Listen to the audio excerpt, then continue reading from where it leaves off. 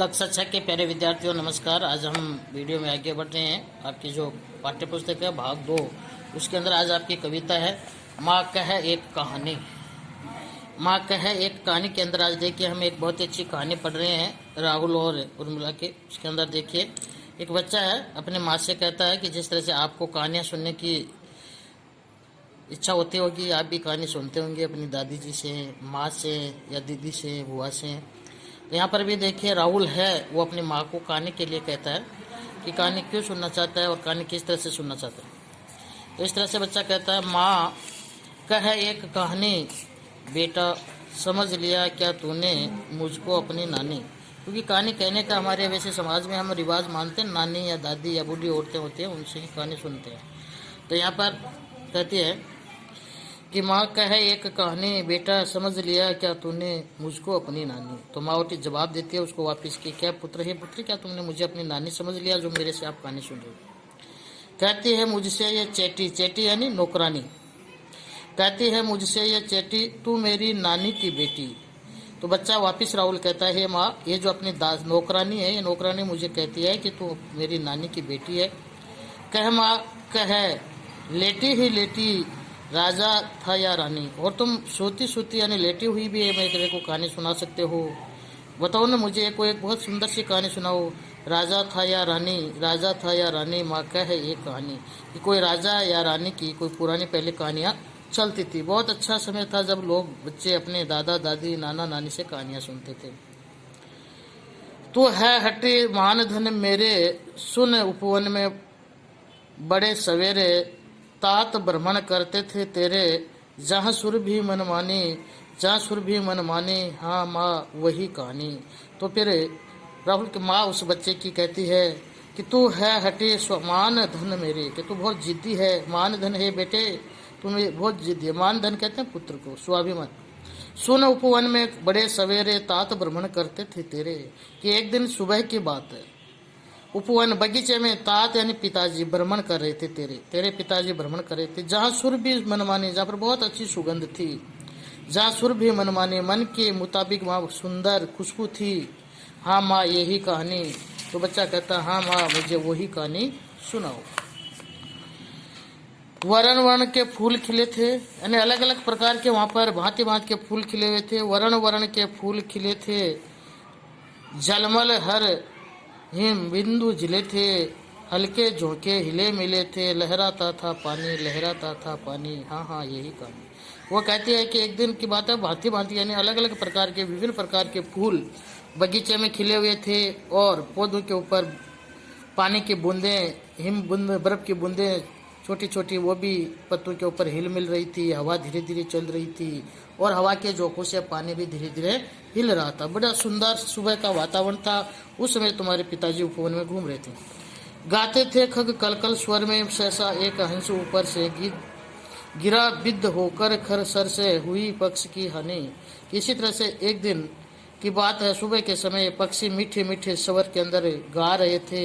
अचानक एक हंस ऊपर से आसमान से घायल होकर के, तीखे बाण से घायल होकर के गिरा।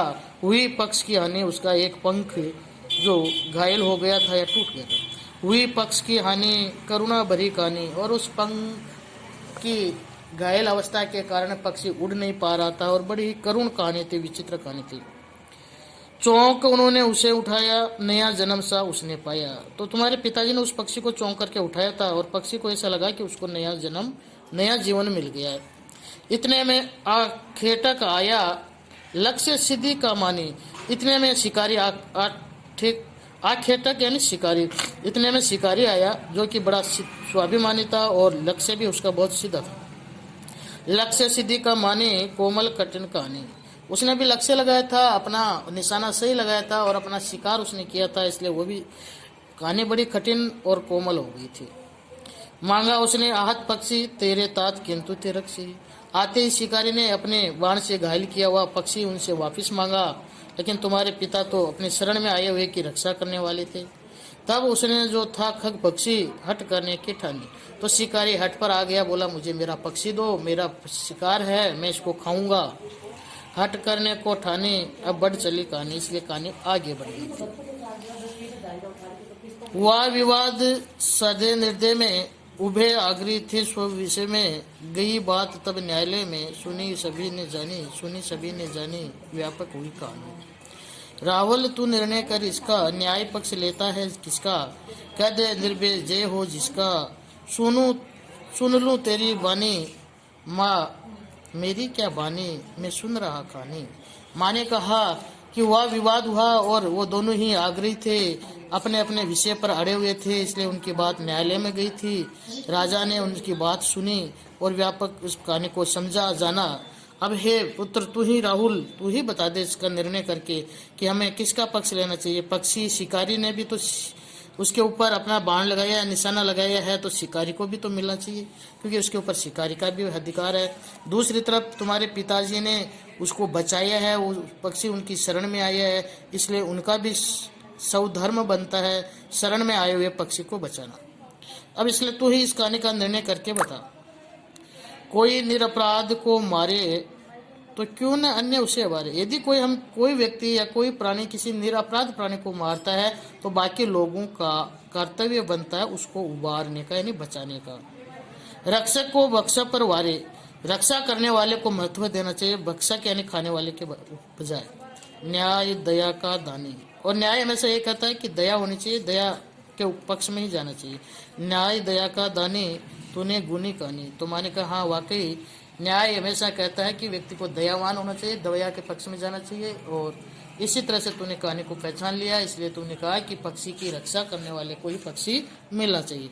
तो इस तरह से ये कविता थी। इस पूरी कविता को आप पढ़ोगे अच्छी तरीके से। इसके अंदर जो शब्दार्थ आए हैं साइडों में, उन शब्दार्थों को अपनी कॉपी में लिखोगे, और इसके साथ साथ होमवर्क के लिए आप देखिए पेज नंबर 18 के ऊपर आपका आओ करें फर्स्ट दिया हुआ है। आओ करें फर्स्ट के अंदर देखिए, बालक अपने माँ से क्या सुनाना चाहता है कहानी। बाण से घायल होकर कौन गिरा, हंस। उपवन में कौन भ्रमण कर रहा था, पिता। कौन घायल पक्षी को मांग रहा था, शिकारी। कविता में राहुल कौन है, बेटा। तो ये इसका आज का होमवर्क होगा, और इसके साथ ही आज का वीडियो इतना ही। अगले वीडियो में हम अगले प्रश्न उत्तरों पर बात करेंगे। तब तक के लिए नमस्कार।